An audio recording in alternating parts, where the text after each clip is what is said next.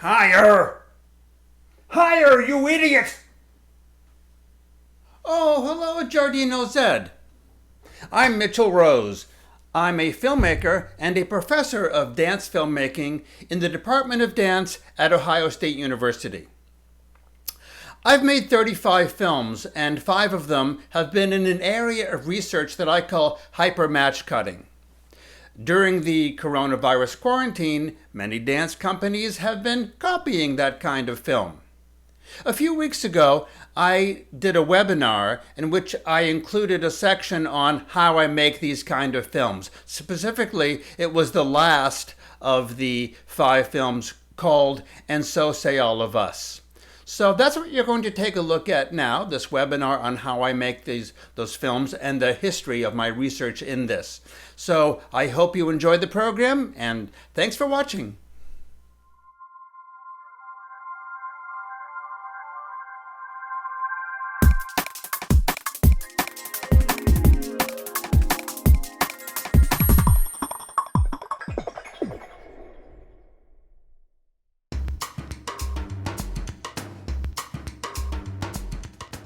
So I'm going to talk about the process of making And So Say All of Us. This film came from 3 areas of interest for me. First is what I call hyper-match cutting, films where every adjacent edit is perfectly aligned in position and continuity. 5 of my 35 films have explored this. First was Advance, the linear dance that you watched. Then came Contact, which you also watched. And I should say that there's nothing new in this. Here's Buster Keaton, aka God, doing it so brilliantly 95 years ago in Sherlock Jr.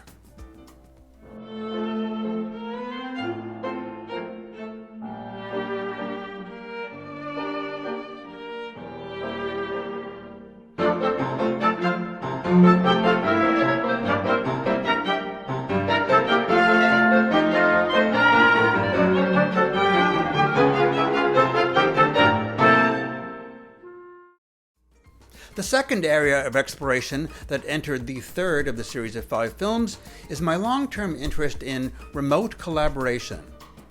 I've always been fascinated by the idea of getting people to do complicated things remotely via instructions. In Globetrot, I wanted to make a film that would portray fractured but continuous choreography and that would be shot by many remote filmmakers. B.B. Miller choreographed a dance, and I broke it down into 2-second segments that I farmed out to 54 filmmakers in 23 countries representing all 7 continents. Each filmmaker would find a non-dancer on the street and work with them until they had learned their 2-second phrase. Here's an excerpt.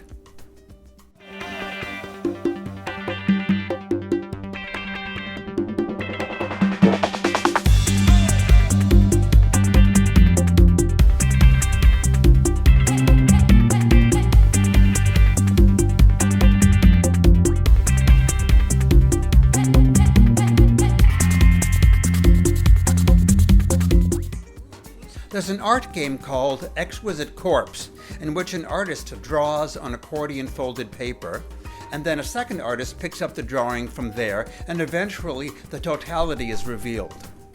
There's also a literary form of this. I wanted to make a film version using a corps of dancers, Exquisite Corps. I invited choreographers I knew and others I didn't, and started building it in sequence.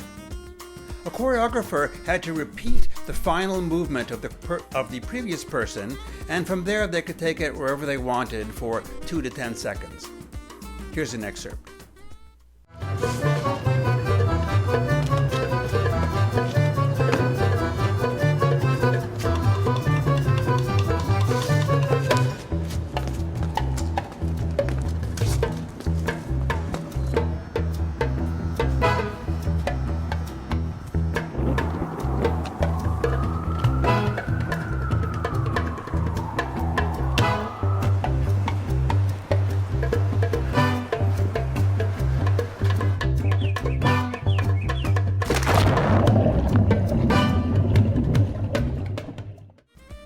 The film did well, having 1.5 million views online, and everybody and his mother is copying it right now.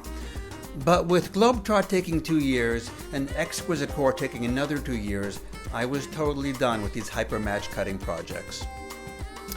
And that brings me to the third area of interest that inspired this film, money. Let's face it, the real reason that anyone gets into the dance film game.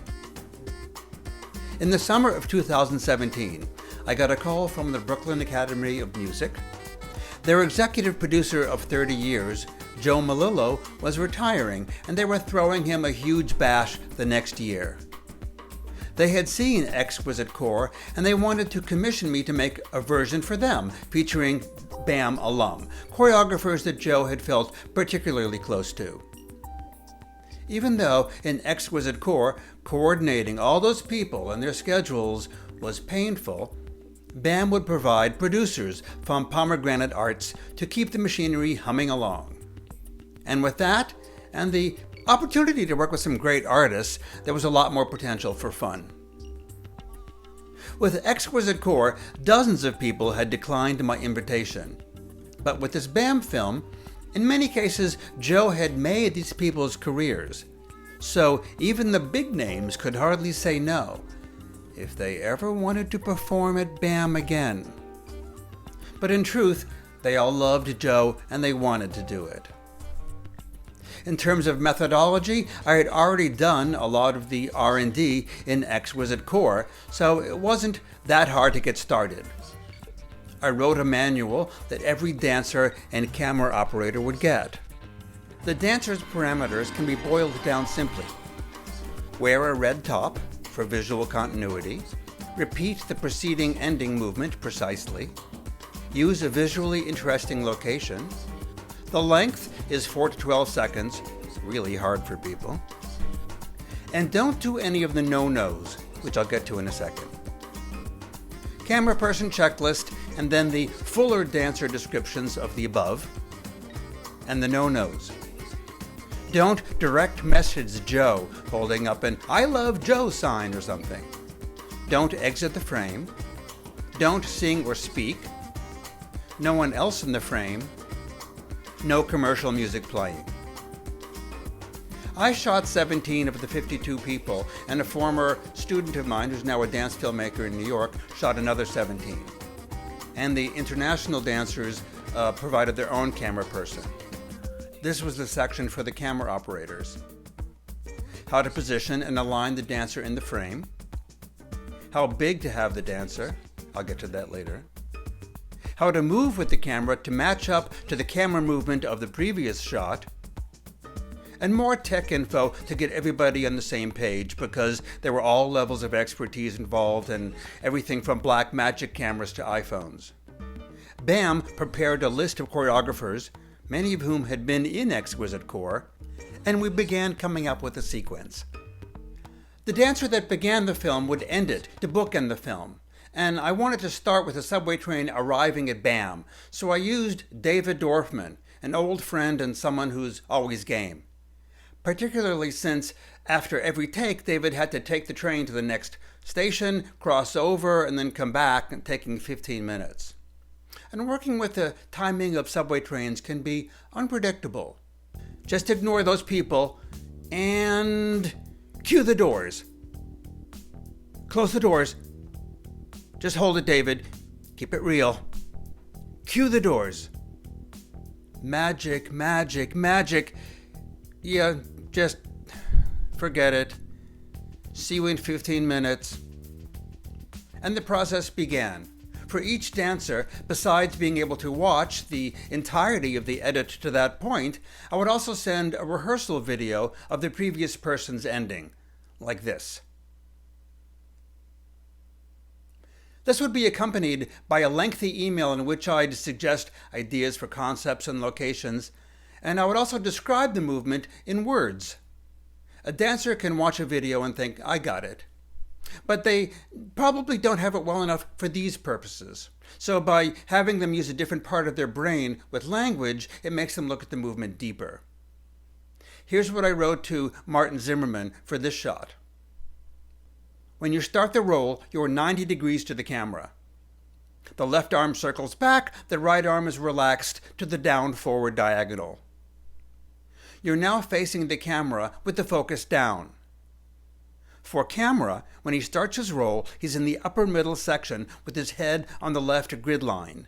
Tilts straight up, so by the time he stands, his waist is on the upper grid line. You really have to go into that level of detail. And then when I edit the two shots, cut on motion. It makes the edit motivated, kinetic, and most of all transparent. Cutting from stillness to stillness calls attention to the editor making choices. With this shot, the next person, Aurélien Bory, and his camera person did a terrific job of matching seamlessly. Cut on motion. Dancer by dancer, the process ground along. Every so often, I'd fly to New York to blitz through 7 or 8 people in a weekend. It's much easier when I can shoot it myself and coach the dancer and edit it right there on my laptop to make sure it works. Otherwise, typically, I get footage sent in 1 person a week. Here's how I line up the shots. You can see that Bill T. Jones is smaller to the right and low. So put in a cross dissolve between the 2 clips so I can see them both. Then scale up the smaller clip so they're about the same size. Then reposition the scaled up clip until they're overlapping. Then delete the cross dissolve. And they're kind of lined up. Good enough for this demo. Given this technique, I'd ask everyone to shoot 85% the size of the preceding dancer so I could scale it up and have some latitude to move the image around. Once the editing is done, there's endless post-production magic to improve on reality. Those pillows are ugly and distracting, so put in a wall to cover them. Or little tweaks like Meredith Monk is next to a lovely babbling brook, but you can hardly see it, so superimpose some sparkling over the water. That fuse box in Lucinda Child's kitchen is boring, so do a little interior decorating.